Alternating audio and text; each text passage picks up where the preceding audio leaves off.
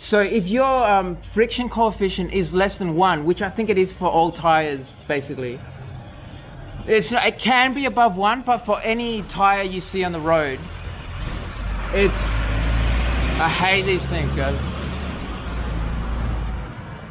Your friction coefficient can't be greater than 1.0. I think for most cars it's like 0.7. But if it was 1, let's say it was 1, that means theoretically you could accelerate as hard as a free fall, as hard as gravity. Because you've got mg pushing you down, meaning the most horizontal force you can deliver to the road is mg times 1.0, the friction coefficient, which is mg, isn't it? Meaning your acceleration will be g, 9.8 meters per second squared, 36 kilometers per hour per second, or roughly 23 miles per hour per second. And yeah, so we would need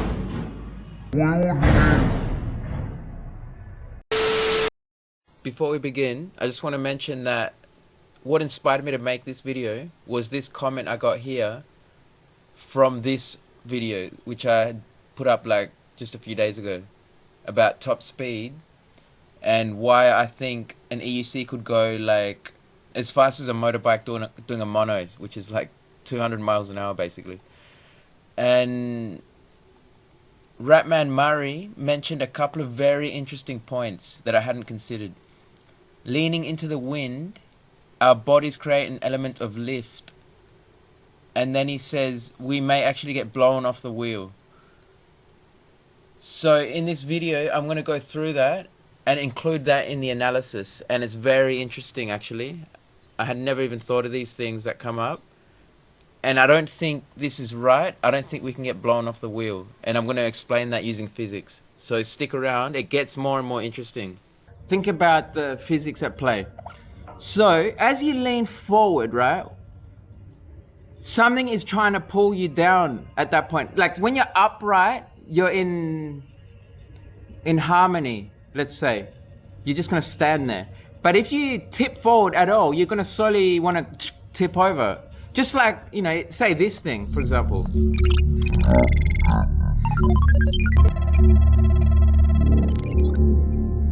It's standing upright. When it tips, it just falls, right? Same with you. If you tip forward, then gravity starts to pull you down. Let's say you're leaning at this angle like that. And you've got a gravity vector going down like this, right? And that's pulling you down. But what is keeping you from falling down? It's the inertial force from the acceleration. Just like I said in the bus, if it takes off, the inertial force pulls you back the other way. So those two forces are in balance, gravity and inertial force. Because they're in balance, you don't fall forwards. And you don't fall backwards either. Because if the EUC were to accelerate too hard, you'd fall backwards, wouldn't you? But it never does that because it's at top speed. What's happening there? Because there's no more acceleration, is there? You've hit top speed, you're no longer accelerating. That means there's no more inertial forces. None.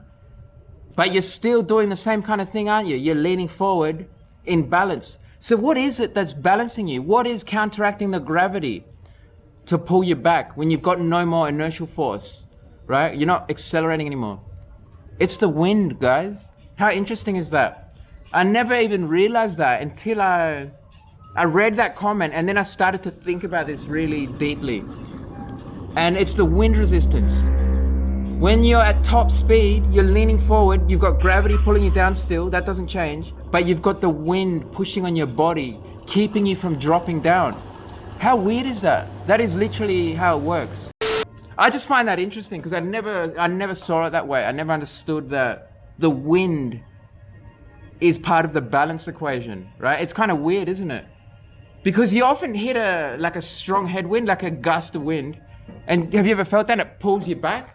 But you don't fall backwards, do you? Because the EUC is intelligent and it knows if you get too much wind, let's say pushing you back, then it needs to decelerate. It needs to do the opposite of acceleration, to not pull the rug from under your feet this way, but pull it this way. So it sends you forward again by braking. Just like when you're in a bus, let's say you're moving in a bus It slams on the brakes, you fall forward. You've got the wind pushing on your body and you've got gravity pulling down in balance. So you don't tip forward and you don't get blown backwards either by the wind. I could easily get pen and paper and bust out a whole bunch of equations to like prove what I'm saying. Maybe not easily, I might have to like dig deep, but I could do it. And basically guys, what happens as you approach horizontal, your acceleration approaches infinity. How weird is that? Obviously that's impossible. You can never accelerate infinitely fast. Like it is impossible. So you can never actually do that. But that's what it would require, because as you lean forward, what happens is those inertial forces basically have less and less leverage, right? When you're upright, the inertial force has maximum leverage. Any acceleration that you experience is going to pull you back very hard, right? But as you get closer to the horizontal, now these inertial forces are not twisting you at like a pivot point. See, down here is the pivot point, and that's how it's like think about it like a spanner. You know, when a wrench, you know, let's say the pivot point was down here, and if I could push on this wrench, I would have maximum torque down here, right? But if this spanner was oriented like this, and now I push on it like that, obviously I've got less torque, don't I? It's intuitive. If it was horizontal, I would have zero torque. So that's why you would need infinite acceleration, right? Because anything divided by zero is infinity. That's how the math works out. Impossible, like I said, but still very interesting, because it means that our EUCs have the potential, and there's a caveat here, I'll explain that in a sec. They have the potential to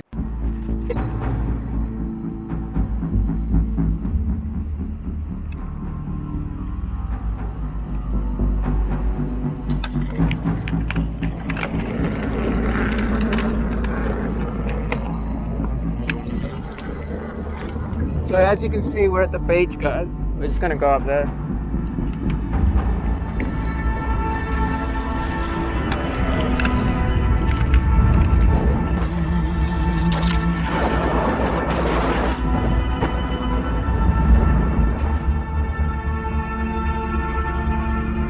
You guys know this spot, and that's where I normally charge.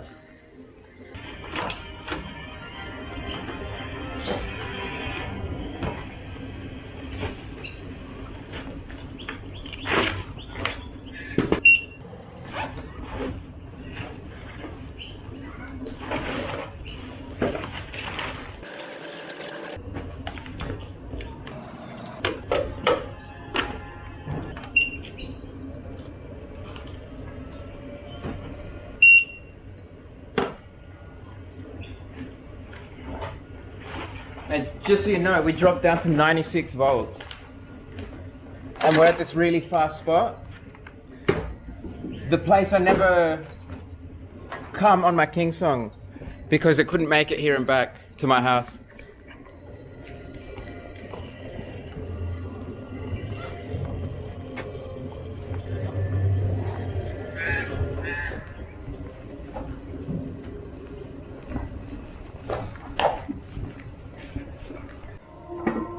Alright, so here we are, guys, at the spot, and the music you can hear is coming from the Sherman. Oh wait, is this what I'm trying to... Yeah, we'll just play this. Alright, so I got a few things to talk about regarding the top speed topic, because I left it open-ended. Not really, I just missed out on something because I had some good comments on that last video, and I'll just remind you what this is about. I got a watermelon juice, by the way, today. I need that iron. I haven't had watermelon in ages, and I don't eat meat. I don't eat much spinach, any spinach. But watermelon is where I get my iron, and not many people know this, but this is extremely high in organic iron, the good iron. The iron you get in meat is actually heme iron. It's very toxic. And this is the best source of iron. But I haven't had watermelon in like months. So I was feeling low in iron. I don't know if I was, maybe I'm tripping, but I felt really good when I got one of these into me. I got one yesterday, got one again today, and it's delicious. The thing is, the reason I've been having watermelon is because the quality of the watermelons have gone down. Like when you get a watermelon, if it's not a good one, it tastes like just shit, really. Like it's not like that bad, but it just tastes bland, so it's hard to eat. When it's a good one, it tastes like heaven. It's so sweet and just delicious, crunchy, juicy. It's crazy. I love a good watermelon. You can't beat. And now it looks like they're getting better. But anyway, back to the topic. Top speed. So I'll just remind you. Sorry about this chair. Look at this. It's freaking. We need a self-balancing chair here. A bench. That's better.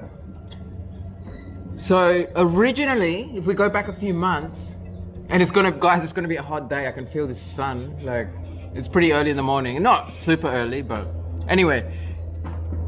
Go back a few months, and I said the top theoretical speed for an EUC would be about 130 kilometers per hour, which is like 85 miles an hour, something like that, maybe 82, I don't know, around 80 mph. And I said that because you need to lean forward into the wind. The faster you're going, the more wind resistance, the more you need to lean forward to push through that wind, because you need to lean to actuate the torque in the system, in the wheel. And eventually you're going to be leaning so much that you're going to lose grip because of the angular force vector. That's what I said, that the gravity vector changes angle and then you're losing grip as you lean. But it's not true. It doesn't work like that. And case in point, a motorbike doing a mono. Think about a motorbike. When it's doing a mono, like if you raise the front wheel up high, it's kind of like standing up on an EUC. And as you lower that wheel, you've still got maximum grip, don't you, on the rear tire, right? If you can understand that, you're understanding well what I'm talking about. Like, you know, as you lower that mono, you know, a wheelie, you might call it, you raise the front, you know, the front wheel, and then as you lower it, you can keep it, you know, just above the ground. And that's akin to leaning forward on an EUC super hard, isn't it? It's like you're horizontal. And even at that point, you don't lose grip on the rear tire. You still got maximum acceleration. Sorry, maximum downforce from the gravity. You've just added an inertial force vector, so overall it's angled, but that vertical component of the gravity force, which is vertical anyway, it stays the same. It doesn't change. So you've always got maximum grip. So then what I said is that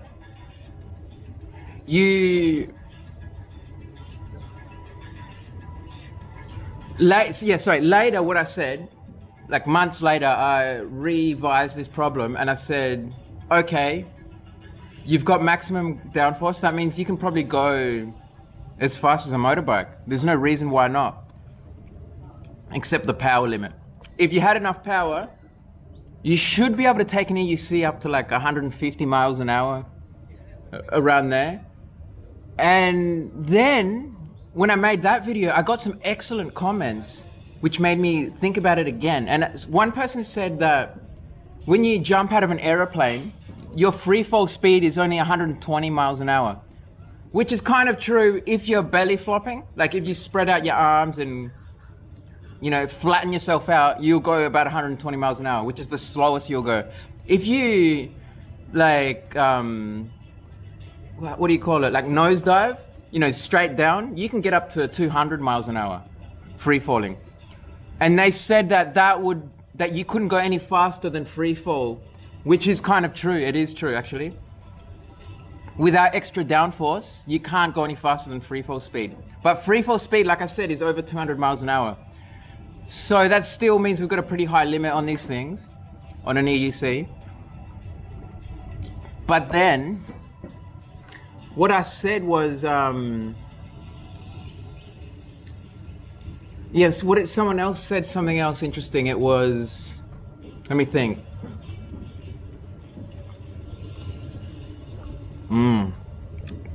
It's beautiful. What was it? Oh, I forgot. I forgot what it was, guys.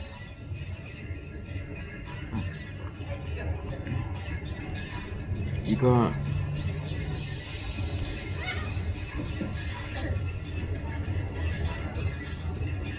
Oh yeah, that's right.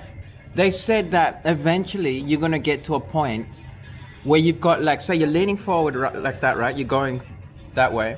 The wind is pushing you like this, and your body's kind of acting like a wing, generating lift, right? So you're gonna, it's gonna lift you off the ground. It's gonna reduce your downforce. So you're gonna lose grip anyway. So they're kind of right in that sense.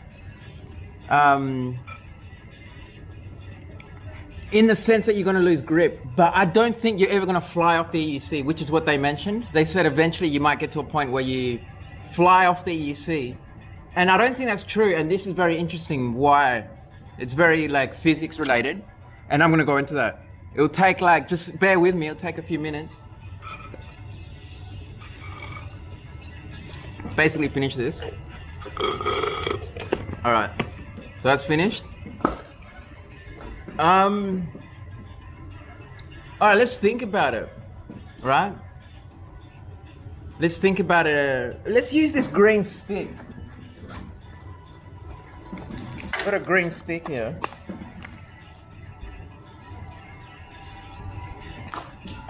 Let's use this as a prop.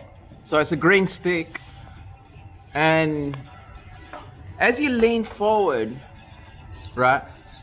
Let's just go over how the system works, right? So let's say you're standing on your EUC and you're not leaning either way, and let's assume there's no wind, like you're not in a in a hurricane or anything. You're in like perfectly still air. There's no wind.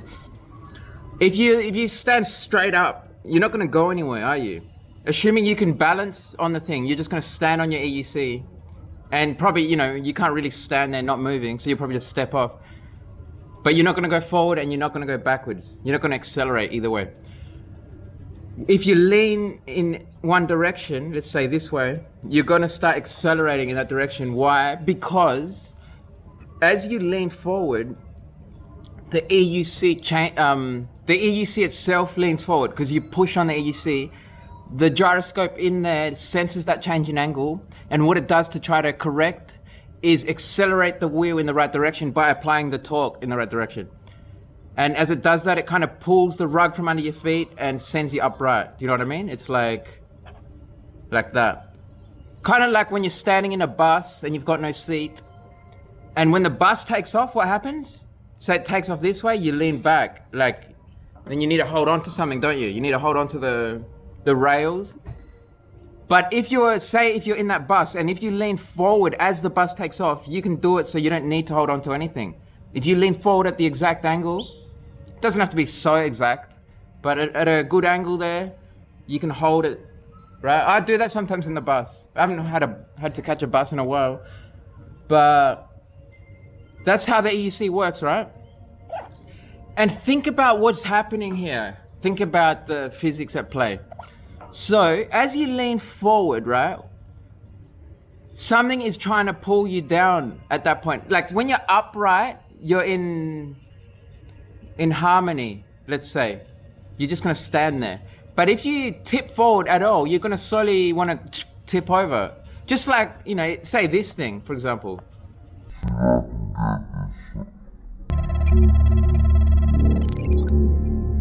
It's standing upright. When it tips, it just falls, right? Same with you. If you tip forward, then gravity starts to pull you down. Let's say you're leaning at this angle like that, and you've got a gravity vector going down like this, right? And that's pulling you down. But what is keeping you from falling down? It's the inertial force from the acceleration. Just like I said in the bus, if it takes off, the inertial force pulls you back the other way. So those two forces are in balance, gravity and inertial force. Because they're in balance, you don't fall forwards and you don't fall backwards either. Because if the EUC were to accelerate too hard, you'd fall backwards, wouldn't you? But it never does that because it's an intelligent system. It accelerates just enough for you to stay balanced on the thing, right? So they're inertial forces in balance with gravitational forces. Get it? But what happens when you're at top speed, let's say? When you're at top speed, let's say you're going 50 miles an hour and you're leaning, let's say like that much, whatever it might be. Depends on the wind.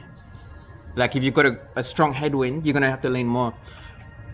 And it depends on the terrain too. If you've got more, how do you call that? Frictional resistance? Rolling resistance? You know, a smoother surface has less rolling resistance. If you've got more rolling resistance, then you're gonna have to lean forward again because you're pushing through a stronger, you need to apply more torque, right? And the more you lean forward, the more torque you can generate, or you can prompt the EUC to generate. But like I said, what happens when you're at top speed? Because let me refresh you again on what I said just earlier. When you're at like 0 mph, when you're just about to take off, you know, you go like that and you start taking off. At that initial point, there's no wind resistance, you're not even moving. You know, assuming you're not, there's no headwind. And what it is, it's gravity and inertial forces in balance. Gravity pulling you down and the inertial force pulling you back, you know, pulling the rug out from under your feet. But at top speed, what's happening there? Because there's no more acceleration, is there? You've hit top speed, you're no longer accelerating. That means there's no more inertial forces. None.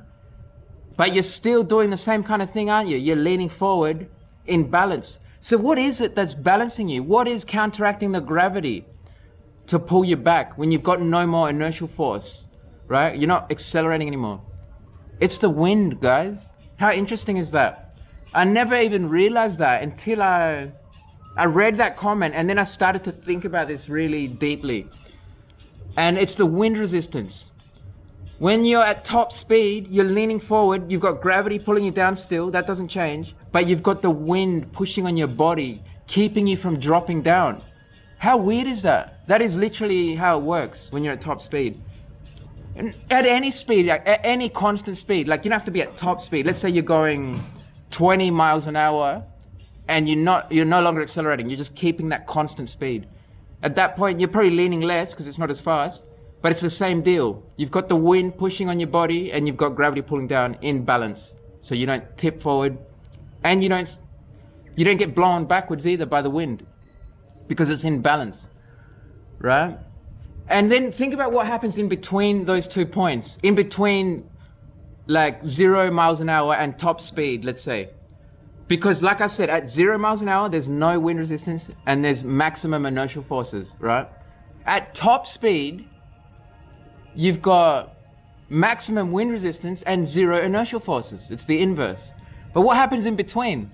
Well, let's say halfway. Let's say you're halfway to top speed. So you're like leaning or yeah, you could be leaning like that. It depends on how fast you're accelerating, doesn't it? But at that point, you've got a blend. You've got a mix of both. You've got some acceleration, but not as much because, you know, as you approach top speed, your acceleration decreases. Same with any vehicle. It's because wind resistance comes into play. So you've really got max acceleration from the takeoff. And as you get there, let's say you're halfway to top speed, you've got less acceleration, so less inertial forces, but you've got some wind resistance, don't you? So the mixture, the combination or the summation of the wind resistance plus the inertial force is in balance with the gravity, right? So you got gravity being equal to the inertial forces and the wind resistance added together. And as you get closer and closer to that top speed, the inertial forces decrease because your acceleration approaches 0. But the wind resistance keeps picking up, and it takes place, it takes over and becomes the main balancing force, if you know what I mean. Because once you hit top speed, you've got no inertial forces, and it's the wind alone that's keeping you up. And that's, I just find that interesting because I never saw it that way. I never understood that the wind is part of the balance equation, right? It's kind of weird, isn't it? Because you often hit a strong headwind, like a gust of wind. And have you ever felt that? It pulls you back. But you don't fall backwards, do you? Because the EUC is intelligent and it knows if you get too much wind, let's say pushing you back, then it needs to decelerate. It needs to do the opposite of acceleration, to not pull the rug from under your feet this way, but pull it this way. So it sends you forward again by braking. Just like when you're in a bus, let's say you're moving in a bus, it slams on the brakes, you fall forward, don't you? Same with the EUC. It's what the EUC is going to do. If you hit a sudden gust of wind, it'll decelerate as hard as it needs to keep you on the EUC, to keep you from falling backwards. And guys, there's another interesting thing after this. Like, stick around, because what I'm talking about now leads on to something even more interesting. It'll be in like 5 minutes, just don't go away. But basically that explains, oh yeah, and what I was getting at is why you can't get blown off your EUC. Like that, someone said in the comments that eventually there's going to be so much lift generated that it's going to blow you off. But I don't think that's true, because like I said, you're always in balance with the wind, aren't you? And the more wind resistance that you encounter, the more you need to lean forward, to the point where there isn't much lift generated anymore. Like, because of the angle of your body, they call it angle of attack in physics. And the shape of your body isn't really suited for generating lift. You know, it's not gonna like create that much lift. But the main point is that the EUC is in balance with the wind at top speed, like I said. The wind pushing on your body this way and the gravity pulling you down is in balance.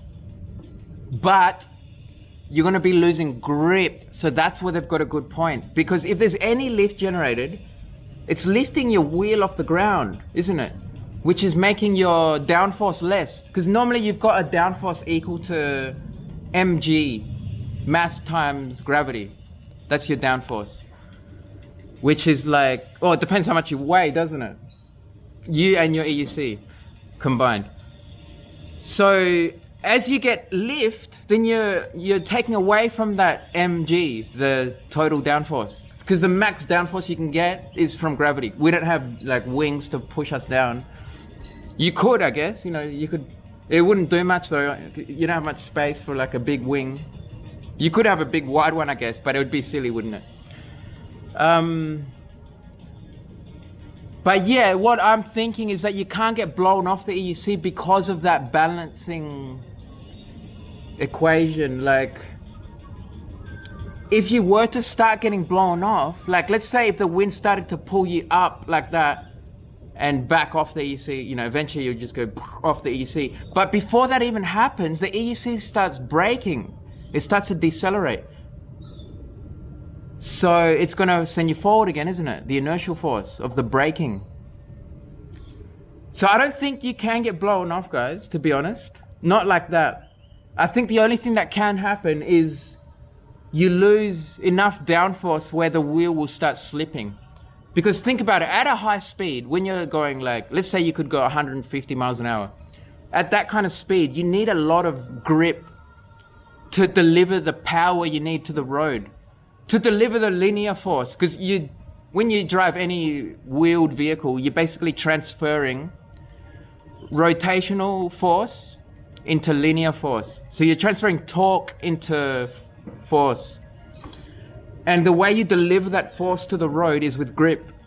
And when you're at top speed, you need enough grip to deliver enough force to push through the wind that you're pushing through. Because that wind resistance becomes very strong. And if you start getting lift, if you start losing downforce because of lift, then you'll probably get to a point where you don't have enough grip anymore to deliver that power to keep your speed up, to just maintain that speed and maintain pushing through that wind. And if that happens, if you lose that critical amount of grip, like if you fall below the threshold, then you're going to basically start spinning your tire will start spinning and you're going to fall down. You're just going to go straight down. Because it can't do it anymore. It's not, sorry, you're not going to go straight down because you've got the wind keeping you balanced. Let me think what might happen here. It'll start slipping.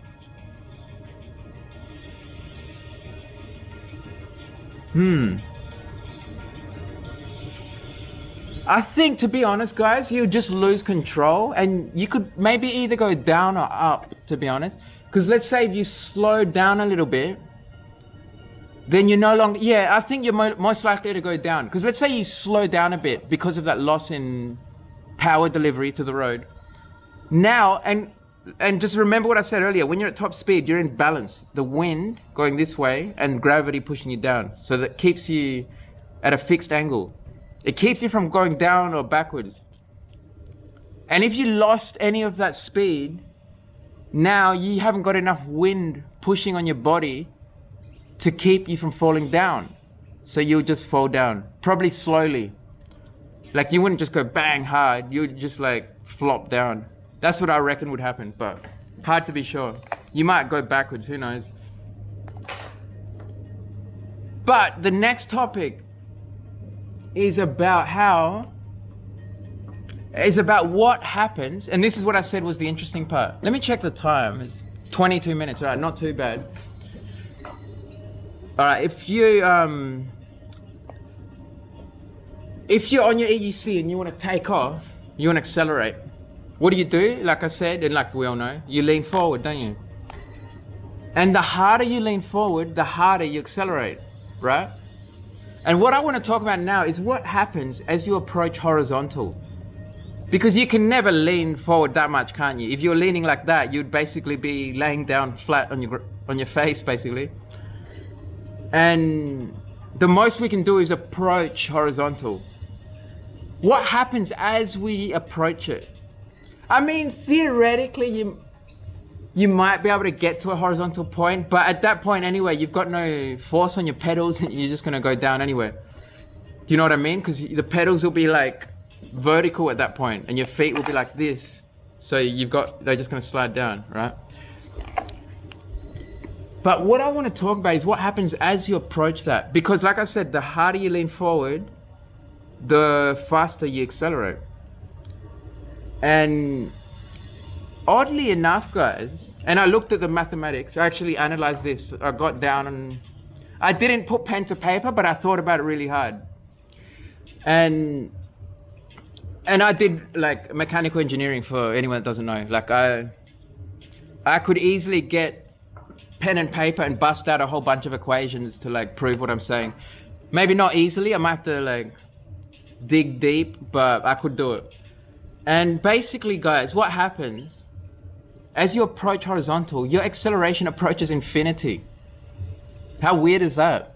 Obviously, that's impossible. You can never accelerate infinitely fast. If you could, that means in 0.00001 seconds, you'd go from 0 to past the speed of light. Like infinity, you know, infinity is infinity.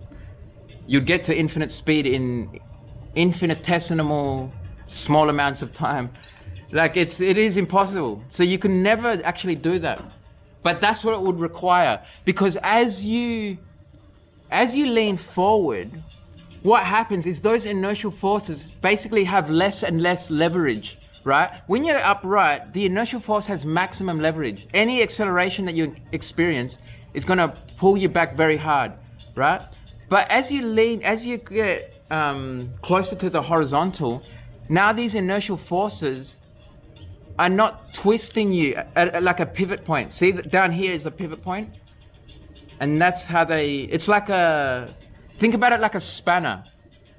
You know, when a wrench, you know, let's say the pivot point was down here, and if I could push on this wrench, I would have maximum torque down here, right? But if this spanner was oriented like this, and now I push on it like that, obviously I've got less torque, don't I? It's intuitive. If it was horizontal, I would have zero torque. So that's why you would need infinite acceleration, right? Because anything divided by 0 is infinity. That's how the math works out. Impossible, like I said, but still very interesting, because it means that our EUCs have the potential, and there's a caveat here, I'll explain that in a sec. They have the potential to accelerate as hard as anything you could imagine, basically. a top fuel dragster. Just by leaning forward enough. But here's the caveat, and it goes back to what someone said in one of those comments, that you couldn't go any faster than free falling from an airplane. Any faster than what gravity would get you to. And that also applies to acceleration. You can't accelerate any faster than what gravity accelerates you. And that rate is 9.8 meters per second squared, which is about 36 kilometers per hour every second. So for every second you're accelerating, your speed increases by 36 kilometers an hour. So to give you an idea, in 3 seconds you'd get to like 108 kilometers per hour, right? So it's like going from 0 to 100 k's an hour in less than 3 seconds, like a Ferrari or something. And it's impossible to beat that without downforce, right? Because you don't have enough grip. Basically, it's to do with the normal force. Because what is giving you your downforce, what is giving you your grip is gravity itself. So if your friction coefficient is less than 1, which I think it is for all tires, basically, it can be above 1, but for any tire you see on the road, I hate these things, guys. You try to make a video and these things just come out of the woodwork. Alright, so your friction coefficient can't be greater than 1.0. I think for most cars it's like 0.7. But if it was 1, let's say it was 1, that means theoretically you could accelerate as hard as a free fall, as hard as gravity. Because you've got mg pushing you down, meaning the most horizontal force you can deliver to the road is mg times 1.0, the friction coefficient, which is mg, isn't it? Meaning your acceleration will be g, 9.8 meters per second squared, 36 kilometers per hour per second, or roughly 23 miles per hour per second. And yeah, so we would need... Oh, shut up already.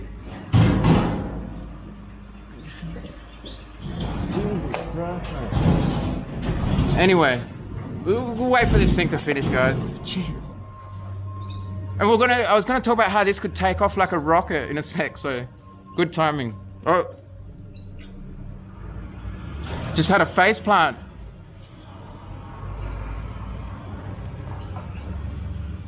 Just a green stick, guys.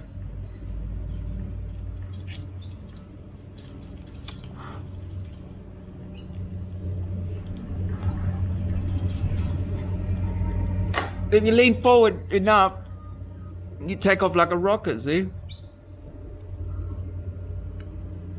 That's what I was meant to say. But no, let's try and think about what I was saying. What was I talking about? That truck threw me off, I tell you.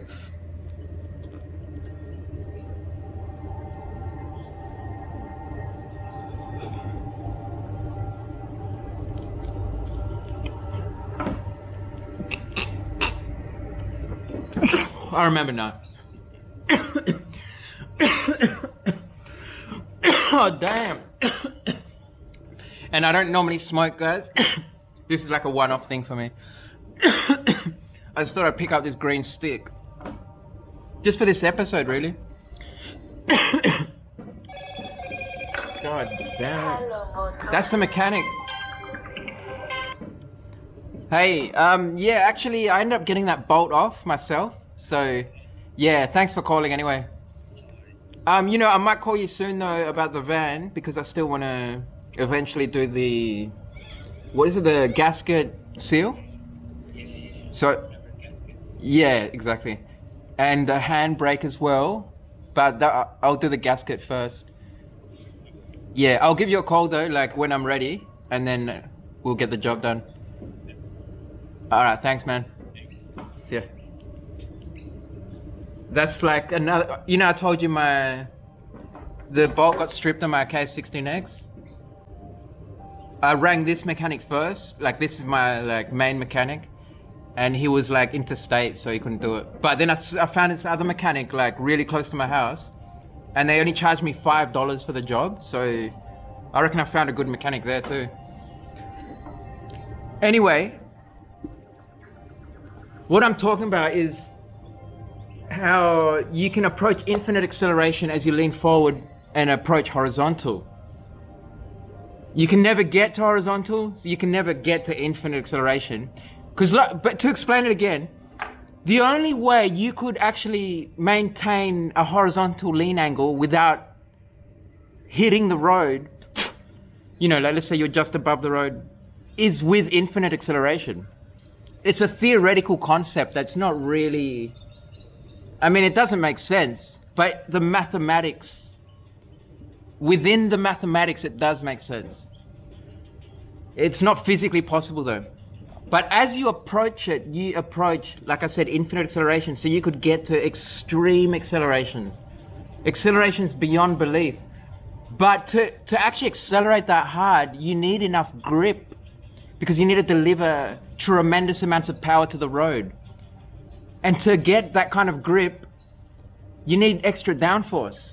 You need more than what gravity alone is pushing you down with, basically. So if we could have that, if there was some kind of future technology, let's say, something to do with magnetism perhaps, some kind of crazy magnet that can use the Earth's magnetic field to pull you into the road really hard, let's say, then you could accelerate like a dragster, like let's say 0 to 100 in 1 second, you know, kilometers per hour or miles, whatever. It's theoretically, it's absolutely possible, but you just need enough downforce, right? And you need like some really good power pads, like something that just locks you in and you can just lean your whole body forward really hard.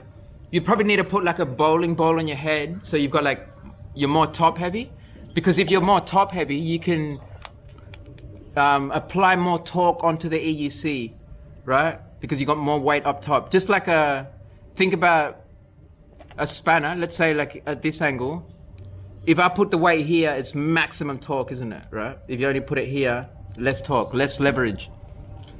So, and that's how you accelerate on an EUC. On an EUC, you do it by applying torque onto the EUC itself, right?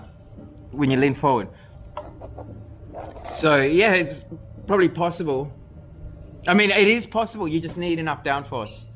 Without added downforce, the most we'll ever be able to accelerate is G, 9.8 meters per second squared. So 0 to 100 kilometers per hour in under 3 seconds still, but not much faster than that. And if you're wondering, how do dragsters, you know those top fueler dragsters? They're like, you know, the main ones you see, those big, long, pointy ones. They go from 0 to 100 in like 1 second or something, 0.8, let's say. How is that possible then? Based on what I just said, it shouldn't be possible, because where are they getting their extra downforce from, right? Because like I said, if you've got no extra downforce, the most you can theoretically accelerate at is G. So it'll take you 3 seconds to get to 100 kilometers per hour. But how does a dragster do it in like less than 1? Well, they do have added downforce. If you look at the back of those things, the exhaust pipes angle upwards, right? I'll use this as a prop, like that, see? Without breaking my green stick. See, they're kind of like that, even more so, they point upwards. So when those exhaust gases leave the tube, they generate thrust, just like any gas leaving a tube generates thrust, or any liquid. You know when you've got a water hose and you squeeze the trigger, the water comes out, it pushes you back, doesn't it? You know, you've seen like firefighter hoses. They've got like high volume, like high pressure hoses. They all like send you flying, you know, they've got to hold them really hard. Same with anything. So if you've got exhaust leaving the back of that dragster, they burn fuel so fast. The amount of gas leaving those pipes is tremendous. And because it's pointed upwards, it pushes down on the dragster. So it's pushing the dragster into the ground. Pretty clever, huh? And it generates so much downforce. It's adding several tons of downforce. So it's equivalent to putting several tons, like a whole car, a big like truck basically, you know, like a 4-wheel drive. You've got that much extra mass. It's like having that in your dragster, but without the weight penalty. Actually, more specifically, without the mass penalty. So you've got the weight without the mass. So it's not slowing you down. It's not like making it harder to accelerate. You know, it's not adding extra inertial resistance, but it's giving you a whole ton of downforce. See the pun? Several tons. And that's how they do it. Yeah, they can basically triple what you'd normally be able to do. Because normally, you couldn't go any faster than what gravity allows you to accelerate if you've got a friction coefficient of less than 1, right? And like I said, most tires have like 0.7 as the friction coefficient. And it is possible to have a greater than 1 friction coefficient, by the way. Just think about like jagged teeth. Like imagine if you had a tire made of like these jagged teeth and it was on a jagged toothed road. Just the way it grabs the road, it's gonna allow so much friction that it could be much greater than 1. Kind of like a Velcro type thing, you know, just grabbing and sticking. It is possible, but the tires you buy normally, like, you know, the tires we have on our EUCs and stuff. And speaking of jagged teeth, this is kind of like that, isn't it? But the friction coefficient on this would be like, I'm guessing it would be like 0.7 or something like that. Just like most cars. So really, the most we can accelerate like on something like this is 0.7 G. So instead of 9.8 meters per second squared, roughly it would be, let's say 0.69. And, sorry, 6.9 meters per second squared. So like 7. 7 meters per second is like 27.6 kilometers per hour. So it would take us just under 4 seconds to get to 100 kilometers per hour. Let's say 3.8 seconds.